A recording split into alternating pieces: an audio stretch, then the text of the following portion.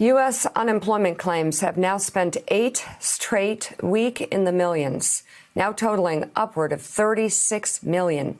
The Department of Labor announced yesterday that another nearly 3 million people applied for jobless claims last week. Staggering. The amount of claims has been on a steady decline as part of the country continues to reopen, but the number of people receiving ongoing benefits is still 22.8 million. Joining us now, former Treasury official and Morning Joe economic analyst Steve Rattner. And Steve, you're looking at specifics here. You have some charts on the unemployment picture and who's getting hurt the worst. Tell us about it. Yes, Mika, as you let in, the unemployment numbers are getting worse, and economists are accordingly taking down their forecasts. And so you can take a look at a chart that shows you from Goldman Sachs what they just did earlier this week. They were projecting, if you look at the second bar to the left, as recently as a month ago, a 13.3% unemployment. That's the top of the gray bar. They're now projecting in the second quarter of this year, 25% unemployment in this quarter. They've increased their projection for the third quarter to 18.5%. And even when you get to the fourth quarter, when, of course, Election Day is going to occur, unemployment is likely to be around 10%. And then if you look to the right side of this chart, you can see that even over the coming 3 years, only modest declines in the unemployment rate. And even when you get to 2023, we still have 6.6% unemployment, which is well above obviously the 3.8% we had before all this started, and well above what economists think of as full employment. And so we're looking at a very slow return to work for most people and very high unemployment rates for a good while. Now let's take a look at how how this breaks down among a couple of different groups of people. If you start with lower income workers, you can see that they are hurting the most.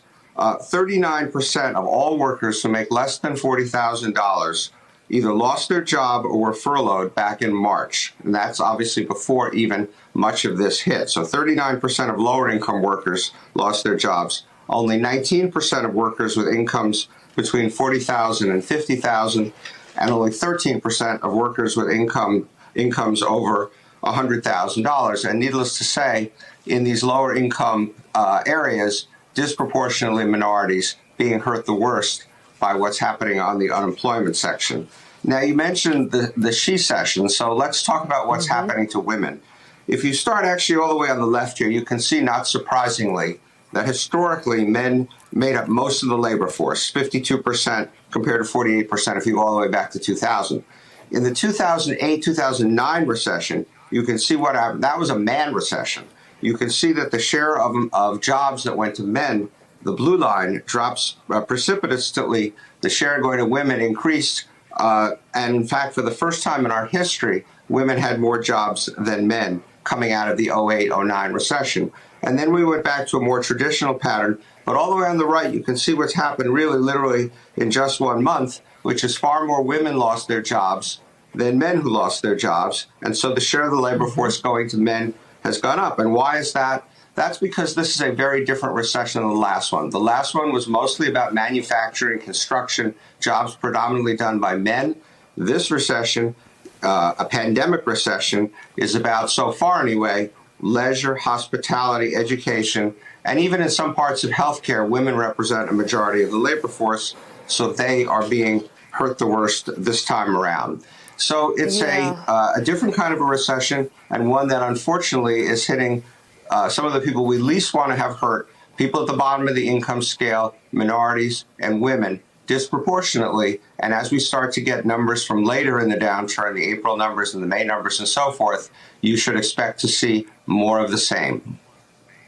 So, Steve, just on the point where women, the female labor force is being impacted so greatly, I've been looking at this a lot at Know Your Value. In fact, Know Your Value is taking hits. The fight for equal pay, all these things which seemed so important before the pandemic hit don't seem essential. I mean, you get a sense that companies are just hanging by a thread, and a lot of these issues that are important in terms of evening out the workforce is now not seemed as an essential conversation because everybody is just trying to hang on. But in terms of jobs that are predominantly held by women, you're also saying that they are being hit far more than male jobs. Yes, this is, again, simply the characteristic of this downturn, that the industries that are affected by people staying home, by people not traveling, by people not going to restaurants, are disproportionately women. And as you suggested, in the context of a pandemic, in the context of 25% unemployment, we're not really in a position to turn to focus on groups like women who have been adversely affected. The only way at the moment that we are going to reverse this and get women back their jobs is to simply improve the overall economy. That will reverse all of these trends that are going so negatively for so many groups, but we've got to get the economy going again, and that obviously at the moment is not happening.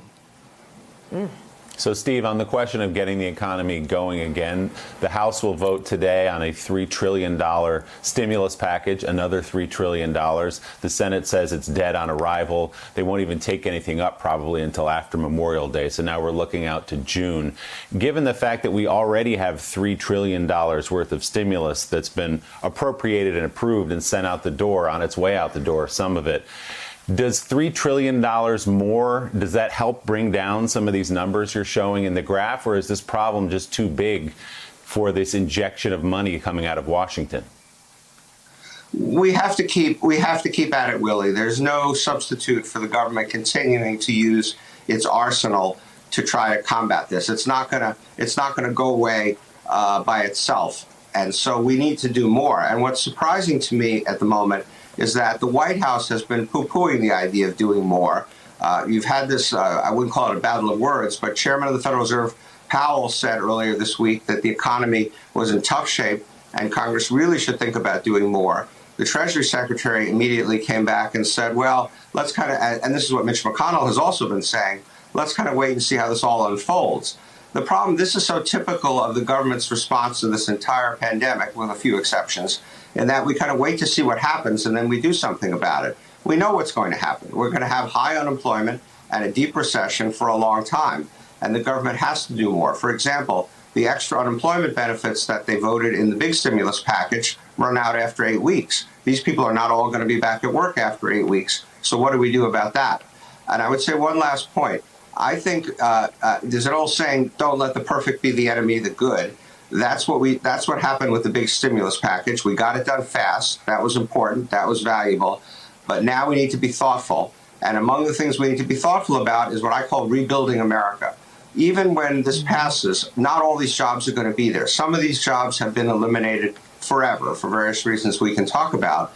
And so this is the time that we have to be more thoughtful. And that requires planning. And that requires getting to work now on another piece of congressional legislation, even if Mitch McConnell wants to wait 30 days to see how the last one is working. We know how it's going to work. It's going to help a bit. Absolutely, it helps.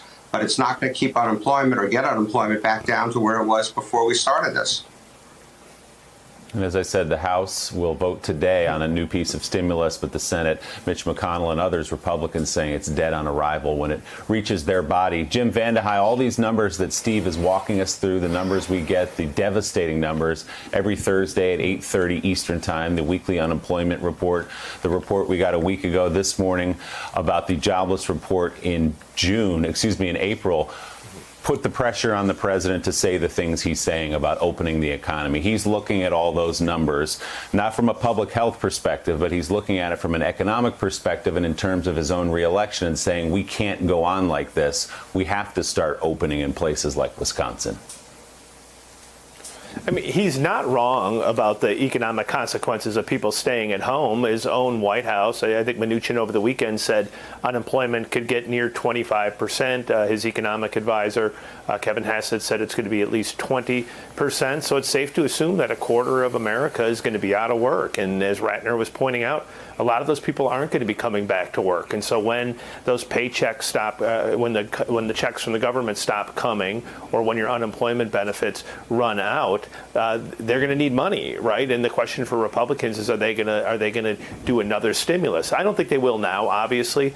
I do think if the unemployment rate is that high and people are having to come back at a slower pace, you're going to see Republicans do more stimulus. They didn't hesitate to do it the last couple of times, so my assumption is they'll do it again. And the president is looking at these numbers, and he is panicking. He doesn't want to go into re-election with an economy that's not growing and with 20% of people unemployed. And that will be the biggest challenge probably the country's faced in a long, long time about balancing this. Can we pull it off? Can some parts of the country start to go back to work? And I guess another piece of the good news is we can look at China, we can look at Italy, we can look at other places that were hit before us and start to get some guide in terms of how can you pull it off. But almost every employer who's even going to pull it off, they're not going to come back at full employment. In addition to being here talking like I run a company, we have 200 people. We froze 50 slots. I'm not going to just bring those 50 slots back until probably for 6 to 9 months until I know that the economy is headed in a positive direction. And I think that's true for every business owner.